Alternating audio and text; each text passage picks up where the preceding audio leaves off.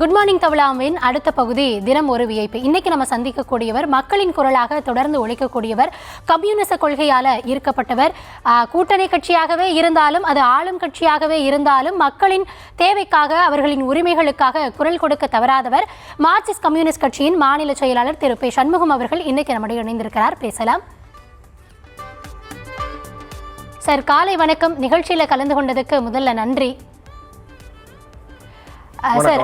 அதாவது சின்ன வயசுலயே அரசியலுக்கு வந்துட்டீங்க, பல்வேறு கொள்கைகள் சித்தாந்தங்கள் இருந்தது, இருந்தாலும் கம்யூனிசத்தின் பால் ஈர்க்கப்பட்டதுக்கு காரணம் என்ன? இல்லை, நான் ஒரு பெரிய அரசியல் பின்புலமெல்லாம் ஒன்றும் கிடையாது. எங்கள் அப்பா அம்மா 2 பேருமே விவசாய தொழிலாளி. ஒரு கிராமத்தில், பெருவளநல்லூர் என்கிற கிராமத்தில் பிறந்தவன். நான் பள்ளியில் படிக்கிற போதே ஒரு ஆக்கப்பூர்வமான பணிகளில் எங்கள் தெருவில் இருக்கக்கூடிய மாணவர்கள், இளைஞர்களை ஈர்க்க வேண்டும் என்கிற முறையில் இளைஞர் நற்பணி மன்றம் என்று சொல்லி ஒன்று ஆரம்பித்து நடத்திக்கிட்டு இருந்தேன். அதில் ஆண்டு விழாக்கள் நடத்துறது, விளையாட்டு போட்டிகள் நடத்துறது, அது மாதிரி தமிழ்நாட்டில் வரக்கூடிய எல்லா பத்திரிகைகளையும் வாங்கி அங்கே மன்றத்தில் போட்டு படிக்க வைக்கிறது என்பது போன்ற பணிகளில் தான் நான் செஞ்சுக்கிட்டு இருந்தேன். ஆரம்பத்தில் ஒரு அரசியல் நடவடிக்கைன்னு பார்த்தா இதுதான். அது குறிப்பிட்ட கட்சி சார்ந்த அரசியல் நடவடிக்கைன்னு சொல்ல முடியாது. ஆனால் அதற்கு பிறகு நான் காரைக்குடி ராமசாமி தமிழ் கல்லூரியில் பட்டப்படிப்புக்காக சேர்ந்தபோது எனக்கு ஓராண்டு சீனியராக இருந்த ஒரு மாணவியை கல்லூரி நிர்வாகம் சஸ்பெண்ட் பண்ணுறாங்க ஒரு சின்ன கூட்டத்திற்காக. ஸோ அது ரொம்ப அநியாயமாக படித்து எனக்கு இந்த விஷயத்துக்கெல்லாம் போய் சஸ்பெண்ட் பண்ணுறாங்களேன்னு சொல்லி, அதனால் அதற்கு எதிராக ஒரு போராட்டத்தை கல்லூரியில் முதலாம் ஆண்டு மாணவனாக இருந்த நான் துவக்கினேன். அதில் எல்லா மாணவர்களுமே ஒத்துழைச்சாங்க. போராட்டத்தை துவக்கிட்டேனே தவிர அதை எப்படி முடிக்கிறதுன்னு தெரியல.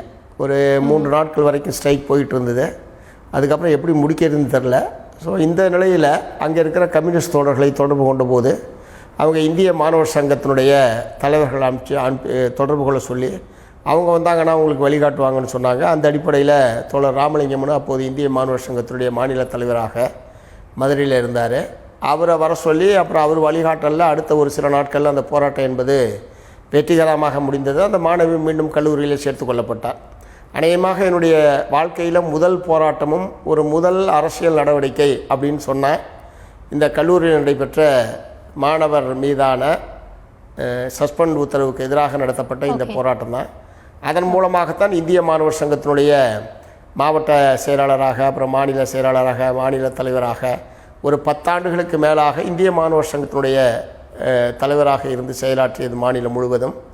ஸோ இதிலேருந்து தான் நான் கம்யூனிஸ்ட் கட்சியின்பால் ஈர்க்கப்பட்டேன். மாணவர் சங்கத்தினுடைய பணி, மாணவர்கள் மத்திய ஆற்றிய பணி, அதனுடைய தொடர்ச்சியாக மார்க்சிஸ்ட் கம்யூனிஸ்ட் கட்சியின்பால் ஈர்க்கப்பட்டு தொடர்ந்து கடந்த கிட்டத்தட்ட 45 ஆண்டுகளுக்கு மேலாக மார்க்சிஸ்ட் கம்யூனிஸ்ட் கட்சியினுடைய ஒரு ஊழியர் என்கிற முறையில் விவசாயிகள் சங்கத்தினுடைய தலைவராக, மலைவாழ் மக்கள் சங்கத்தினுடைய பொதுச் செயலாளராக. கண்டிப்பாக சார், நீங்க என்னென்ன பணிகள் செஞ்சிருக்கீங்க அப்படின்றத நீங்க பட்டியலிடுறதை தாண்டி நாங்க அறிவோம். எந்தெந்த போராட்ட களத்துல நீங்க இருந்தீங்க அப்படின்றதையும், நீங்க எழுப்பக்கூடிய குரல்கள் அவ்வளவு அதிகார வர்க்கத்துக்கு எதிரான அந்த குரல்கள் இன்னுமே ஒலித்து கொண்டிருக்கிறது அப்படின்றதுல பெரும் மகிழ்ச்சி. சமீபத்தில் பெரும் பேசுபொருளானது இந்த தூய்மை பணியாளர்களுடைய போராட்டம்.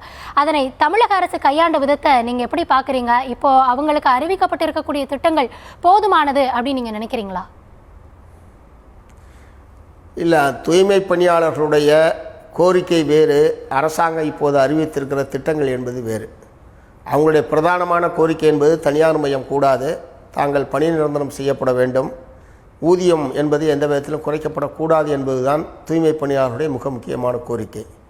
நான் சொன்ன இந்த விஷயங்கள் சம்பந்தமாக தமிழ்நாடு அரசாங்கத்தினுடைய அறிவிப்பில் எதுவுமே கிடையாது. ரெண்டாவது, கையாண்ட விதம் என்பது ரொம்ப ரொம்ப தவறானது. ஏறத்தாழ 13 நாட்கள் தொடர்ச்சியாக அந்த போராட்டம் இரவு பகலாக நடைபெற்றது. கடைசியில் நீதிமன்றத்தில் ஒரு பொதுநல வழக்கு என்கிற பெயரில் அவர்கள் அங்கிருந்து அப்புறப்படுத்தப்பட்டார்கள். அதற்கு முன்பாகவே தொடுக்கப்பட்ட வழக்கில் தீர்ப்பு சொல்லாத உயர்நீதிமன்றம் நடைபாதையில் நடப்பதற்கு இடையூறாக இருக்கிறது என்று ஒரு தனிநபர் போட்ட ஒரு வழக்கின் மீது உடனடியாக தீர்ப்பளித்தது என்பதெல்லாம் ஏற்கக்கூடிய விஷயமே கிடையாது. மாநகராட்சி ஊழியர்கள் மாநகராட்சி முன்னாடி போராடாமல் வேறு எங்கே போய் போராடுவாங்க?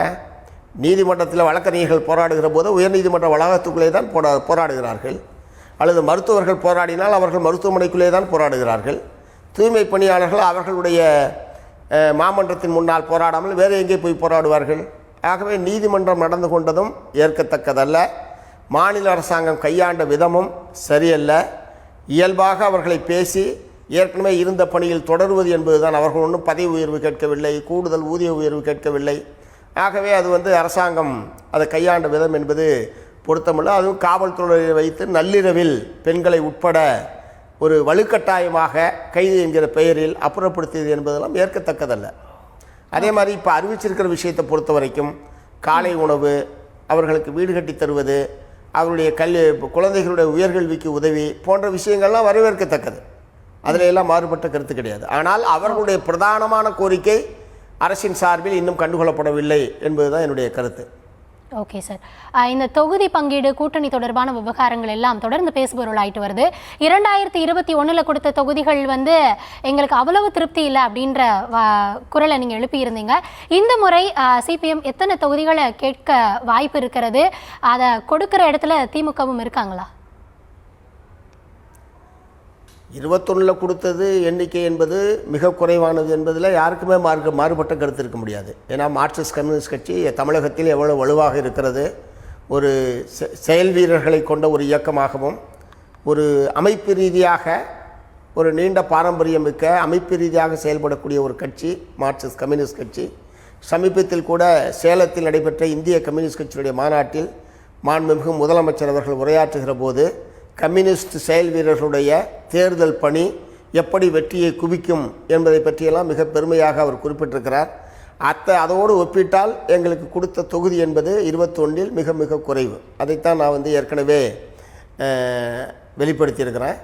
ஆகவே 2026 கூடுதல் தொகுதி, எல்லா கட்சியுமே கூடுதலான தொகுதியில் போட்டியிட வேண்டும் என்று தான் விரும்புவார்கள். அந்த அடிப்படையில் தான் மார்க்சிஸ்ட் கம்யூனிஸ்ட் கட்சியும் விரும்புகிறது. பட் எத்தனை தொகுதி கொடுப்பார்களையா இல்லையா என்பதெல்லாம் இப்போது விவாதிக்க வேண்டிய விஷயம் அல்ல.